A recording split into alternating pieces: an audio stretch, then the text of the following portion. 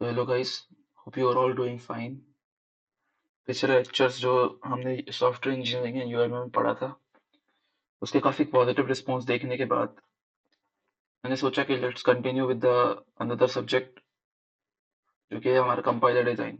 Okay, सो compiler design हम पढ़ने से पहले ही समझते हैं कि कंपाइलर डिजाइन हम किस तरह से पढ़ने वाले हैं। पहले मैंने एक कंपाइलर डिजाइन का एक लेक्चर बनाया था। उस लेक्चर में मैंने कंपाइलर डिजाइन का बेसिक इंट्रोडक्शन किया था कि हम किस टाइप में आगे पढ़ने वाले हैं, इसके फेजेस कितने होते हैं और किस टाइप में इसका फ्लो रहता है। इस अगले अब आने वाले क्लासेस में हम इस अपने पूरे सिलेबस को खत्म करेंगे जो कंपाइलर डिजाइन का हमारा था। तो द फर्स्ट टॉपिक हम शुरू करते हैं, यूनिट वन। तो यूनिट वन शुरू करने से पहले जो भी हमने पिछले क्लास में पढ़ा था, अगर आपने वो देखा है तो ठीक है, नहीं देखा तो भी कोई बात नहीं। यहाँ से हम एकदम फ्रेश स्टार्ट करने वाले हैं। ओके, सो कंपाइलर डिजाइन में यूनिट वन जो हमारा फर्स्ट है वो लेक्सिकल एनालिसिस का है। लेक्सिकल एनालिसिस, और ये फर्स्ट यूनिट कंप्लीटली थ्योरेटिकल है। मतलब ये पूरी तरह से थ्योरी बेस्ड है, इसमें कोई न्यूमेरिकल्स नहीं आते अक्सर। अगर आते भी है तो टीओसी के लेवल के आते हैं, मतलब कंपाइलर डिजाइन के लेवल के नहीं आएंगे। इसको भी समझते हैं। फर्स्ट लेक्सिकल एनालिसिस का मीनिंग समझते हैं, लेक्सिकल एनालिसिस है क्या। और इससे पहले समझते हैं phases of compiler. Phases of compiler में पहले तो लेक्सिकल एनालिसिस में मैं आपको दिखाता हूँ, एक मिनट। यस, ये हमने पढ़ा था फेजेस ऑफ कंपाइलर। जब कोई high level language lexical analysis में आता है, और फिर लेक्सिकल एनालिसिस में स्कैनिंग होकर वो टोकन्स में कन्वर्ट होता है। टोकन्स में कन्वर्ट होने के बाद वो जाता है सिंटैक्स एनालिसिस में, जो जिसको हम लोग पार्सर बोलते हैं। पार्सर जनरेट करता है पार्स ट्री, फिर वो जाता है सिमेंटिक एनालिसिस में, जिसमें कि वेरिएबल्स के टाइप चेक होते हैं कि वेरिएबल्स के सही टाइप में है या नहीं है, या वेरिएबल्स को डिक्लेयर किया गया है या नहीं है। वो सिमेंटिक एनालाइजर में चेक होता है। सिंटैक्स एनालाइजर में सिर्फ पार्स ट्री जनरेट करता है, बेसिक टोकन से पार्स ट्री बन रहा है कि नहीं बन रहा है, यानी कि उसको ही बताऊंगा क्या होता है पार्सर सब कुछ। इंटरमीडिएट कोड जनरेटर सीखा हमने। इंटरमीडिएट कोड जनरेट करता है थ्री एड्रेस कोड के फॉर्म में। फिर वो कोड ऑप्टिमाइजर के पास जाता है, ऑप्टिमाइज करने के बाद वो टारगेट कोड जनरेटर के पास जाता है, और देन उसको असेंबली लेवल लैंग्वेज में कन्वर्ट कर दिया जाता है। इतना हमने पढ़ लिया था। नेक्स्ट अब हम पढ़ने वाले हैं इस लेक्चर इस फर्स्ट यूनिट में। स्टेप बाय स्टेप चलते हैं। फेजेस ऑफ कंपाइलर हमने देख लिया, फेजेस ऑफ कंपाइलेशन ओवरव्यू में देख लिया था पिछले लेक्चर्स में। अब देखते हैं लेक्सिकल एनालिसिस स्कैनर क्या होता है। तो lexical analysis scanner is the first phase of compilation process. ठीक है, the primary goal is to break the source code into smaller units called tokens, which represents basic syntactical elements like identifier, operators and literals. इसका मतलब क्या है, मैं बताता हूँ। Let me attach some. Okay, let's start. तो इससे पहले मैं समझते हैं एक और चीज आपको दिखाता हूँ, थोड़ा एक फील के लिए। कंपाइलर डिजाइन, ठीक है, कंपाइलर डिजाइन जो है वो बेसिकली एक ट्रांसलेटर। कंपाइलर क्या है, एक ट्रांसलेटर ही तो है। हाई लेवल लैंग्वेज को लो लेवल लैंग्वेज में कन्वर्ट करने वाला ट्रांसलेटर, या हाई लेवल लैंग्वेज को असेंबली लेवल लैंग्वेज में कन्वर्ट करने वाला ट्रांसलेटर। कंपाइलर डिजाइन एक प्रोग्राम है, एक सॉफ्टवेयर है, जो हमने पिछले बार पढ़ा था। सॉफ्टवेयर। और कुछ फैक्ट्स है कि एक कंपाइलर डिजाइन का जो फर्स्ट प्रोग्राम था, फर्स्ट कंपाइलर बनाने में 20 साल लगे थे। तो आप सोचो कि आप जो पढ़ रहे हो उसके पीछे 20 सालों की मेहनत है। तो आप ऐसे इसको सीरियसली ले सकते हो ना, क्योंकि वो 20 साल लगे इसको बनाने में। तो इट्स अ कॉम्प्लेक्स थिंग यार, इट्स अ कॉम्प्लेक्स थिंग। इतना भी सिंपल नहीं है। आपको लगता है कंपाइलर इतना सिंपल है, पर एक्चुअल में जो कंपाइलर कोड होता है ना, वो 20 से 30 लाख कोड लाइंस का होता है। समझ लो, एक कंपाइलर का कोड कि कंपाइलर किस टाइप पे वर्क कर रहा है, हम लोग जो चीज थ्योरेटिकल पढ़ने वाले हैं ना, उसको कोड में इंप्लीमेंट करने का काम में 20 से 30 लाख कोड लाइंस लगते हैं। और वो 20 साल लगा था फर्स्ट कंपाइलर को बनाने में। This is the thing. तो इतना सिंपल नहीं है उसको कोड करना, इतना इसको समझना। तो हम बस लॉजिक समझ रहे हैं इसमें, ना कि हम कंपाइलर को कोड कर रहे हैं। ओके, सो इसमें कुछ लेक्सिकल एनालिसिस के टॉपिक्स है। मैं सीधा पहले लेक्सिकल एनालिसिस स्विच करता हूँ। ओके, लेक्सिकल एनालिसिस में ये समझ में आया इसके मेन क्या काम होते हैं लेक्सिकल एनालिसिस के। वेट,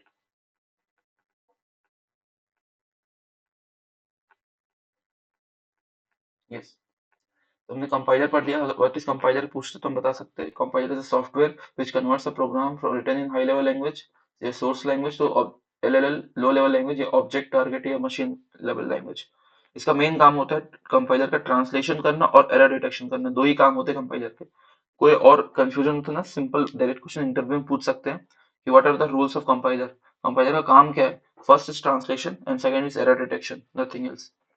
हमने ये पढ़ा था, हाई लेवल लैंग्वेज से कंपाइलर लोअर लैंग्वेज में कन्वर्ट करता है। बीच में एरर डिटेक्शन जो होता है, कंपाइलेशन एरर डिटेक्शन मतलब अगर हुआ एरर तो कंपाइलेशन एरर आएगा।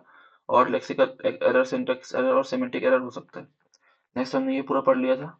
अभी हमने वही बताया, हाई लेवल लैंग्वेज से लेक्सिकल एनालाइजर में, सिंटैक्स में, सेमेंटिक में, इंटरमीडिएट, और एक सिंबल टेबल भी रहता है जो हमने बताया था। It is a data structure stores attribute information of each identifier. Okay, एक डेटा स्ट्रक्चर है जिसके पास हर एक एट्रीब्यूट का इन्फॉर्मेशन स्टोर रहता है। ओके, और एरर हैंडलिंग हमारे पास फील्ड होती है कि अगर हमारा ये जो फेज है, इस फेज में ये एनालिसिस फेज है, एनालिसिस फेज में अगर कुछ भी एरर आया तो वो एरर हैंडलर को पास कर दिया जाएगा। और ये हमारा सिंथेसिस फेज है। सिंथेसिस फेज मतलब अब इसमें एरर तो नहीं आएंगे, इसमें बस उसको हम लोग एनालाइज कर रहे हैं, सिंथेसाइज कर रहे हैं। देन अब हमारा मेन लेक्सिकल एनालाइजर का क्या काम होता है, लेक्सिकल एनालाइजर का मेन वर्क क्या होता है। सबसे पहले प्रोड्यूसिंग टोकन्स, हमने इसमें पढ़ा था कि टोकन्स प्रोड्यूस करते हैं, तो लेक्सिकल एनालाइजर का मेन काम होता है टोकन्स प्रोड्यूस करना, पहला। दूसरा काम होता है डिटेक्टिंग लेक्सिकल एरर्स, फिर हमने एरर डिटेक्ट करना ही ऑब्वियस है, एरर डिटेक्ट करेगा। दूसरा काम है एरर को डिटेक्ट करना। तीसरा काम है removing currents and comments and white space.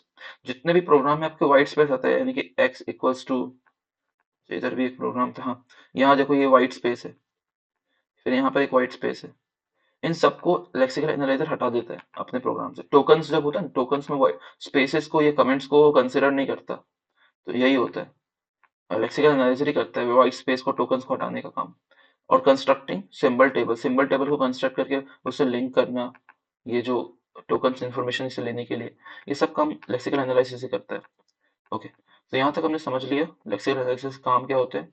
अब बोल सकते हो कि हर्ष आपने बताया कि टोकन्स प्रोड्यूस करता है, तो what are tokens? Tokens is actually a sequence of character that can be treated as a single entity. मतलब हमारे प्रोग्राम में कुछ चीजों से हमारा पूरा का पूरा, हम जब प्रोग्रामिंग में पढ़ते हैं तो कुछ चीजें पहले पढ़ते हैं, दैट इज टोकन्स। टोकन्स क्या है? कीवर्ड्स, आइडेंटिफायर्स, कॉन्स्टेंट्स, ऑपरेटर्स और स्पेशल सिंबल्स, इन सबका कलेक्शन को हम लोग टोकन्स बोलते हैं। जैसे अगर मान लो ये कोड हमने चलाया, तो पता है लेक्सिकल एनालिसिस किस टाइप में शो करेगा, लेक्सिकल एनालाइजर किस टाइप में देखता है। सबसे पहले वो देखता है इंट है, इंट मतलब वो कीवर्ड है, तो वो सही फर्स्ट टोकन मानता है। ए को जानता है वो आइडेंटिफायर है, तो उसको सेकंड टोकन मानता है। सेमीकोलन को जानता है वो ये स्पेशल सिंबल है, तो उसको थर्ड मानता है। बी आइडेंटिफायर है, सेमीकोलन स्पेशल सिंबल है। तो कुल मिला के सब कुछ सही है, क्योंकि पांचों इसमें टोकन है, वैलिड टोकन है, तो इसमें पांच टोकन है, उसको इतना समझ में आता है। लेक्सिकल एनालाइजर को पांच टोकन समझता है। तो ये सब चीजें, मतलब कितने टोकन वो समझ सकता है, ये होता है। ओके, लेक्सिकल एनालाइजर का मेन काम टोकन्स को समझता है। और की कंसेप्ट समझते हैं lexical. First is regular language, क्योंकि हमारे सिलेबस में ही था। फर्स्ट इज रेगुलर लैंग्वेजेस क्या होते हैं।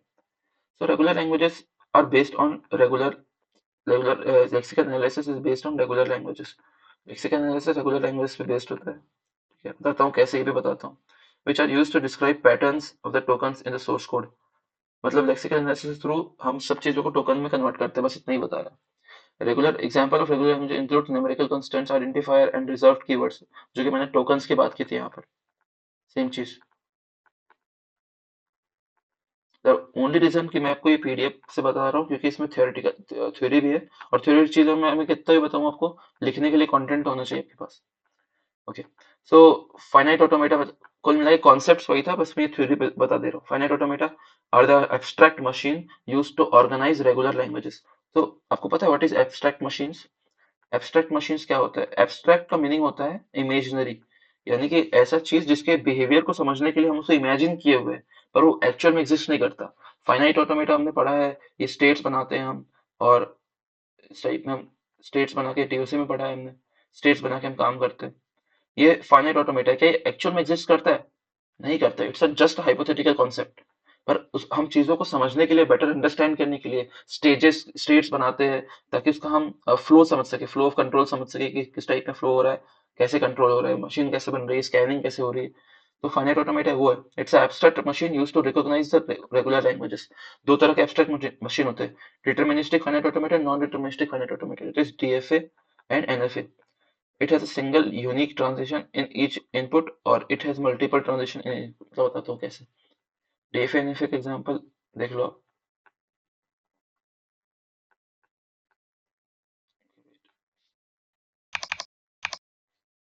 देख देखो, ये फाइनाइट ऑटोमेटा बता रहा हूँ, ये DFA।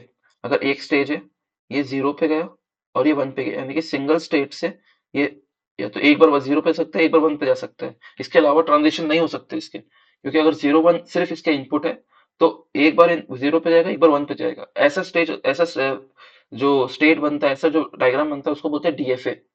और इसमें अगर वन के मल्टीपल ट्रांजिशन या जीरो के 10 दो ट्रांजिशन भी होंगे तो एनएफए क्रिएट हो जाएगा। जैसे इसमें देखो, इसमें स्टेट में वन जा रहा है, जीरो जीरो जीरो के तीन है, यानी कि एनएफए है, डीएफए नहीं हो सकता। This is the thing. मतलब सिंपली क्या है, सिंपली डीएफए में इनपुट सिंबल के सिर्फ एक ही ट्रांजिशन हो सकते हैं, मल्टीपल ट्रांजिशन को हम एनएफए बोलते हैं। वही चीज इसमें लिखा हुआ है कि has a single unique transition for each input, और इसमें मल्टीपल हो सकते हैं। So this is the difference between NFA and DFA. Next is regular expression. What is regular expression? So regular expression, जिसको हम लोग regex बोलते हैं, provides a concise way to describe the patterns of the string. Basically हम identifiers और numbers का combination को regular expression बोलते हैं। या आप ऐसे समझो सिंपल कि हमने रेगुलर लैंग्वेजेस पढ़ा, रेगुलर लैंग्वेजेस को हम शो कर सकते हैं मशीन बना के, जैसे फाइनाइट ऑटोमेटा, उसको रिप्रेजेंट करने के लिए। और रेगुलर लैंग्वेजेस को, जैसे रेगुलर लैंग्वेजेस में अपना ए से लेके जेड तक हो गया, ए से जेड तक हो गया चीजें, और उसमें एग्जाम्पल एक्सप्रेशन, एक्सप्रेशन में एक सेंटेंस आ जाता है। इंग्लिश इंग्लिश लैंग्वेज में रेगुलर लैंग्वेज मतलब ए से लेके जेड तक सारे के सारे जो लैंग्वेज थे, इंग्लिश लैंग्वेज लेट सपोज एक रेगुलर लैंग्वेज है। तो इंग्लिश कितना बड़ा लैंग्वेज है, उसका एक छोटा सा सेंटेंस हमने एक पार्ट ले लिया। सेंटेंस मतलब समझो कि ही इज अ बॉय, तो एक सेंटेंस हो गया, ये इंग्लिश लैंग्वेज से लिया है हमने, पर ये सेंटेंस है। इस केस में वो एक एक्सप्रेशन है। तो मतलब एक रेगुलर लैंग्वेज जो कि बहुत बड़ा रेगुलर लैंग्वेज है, उसमें हम एक छोटा सा एक्सप्रेशन लिए, दैट इज रेगुलर एक्सप्रेशन। जैसे इंग्लिश लैंग्वेज में हम एक सेंटेंस लेते हैं, उसी तरह से हम रेगुलर लैंग्वेज में एक एक्सप्रेशन लिए। एक्सप्रेशन में क्या आपका कॉम्बिनेशन होता है, आइडेंटिफायर का कॉम्बिनेशन रहता है, नंबर्स का कॉम्बिनेशन रहता है। Then what is the relation between regular expression and finite automata?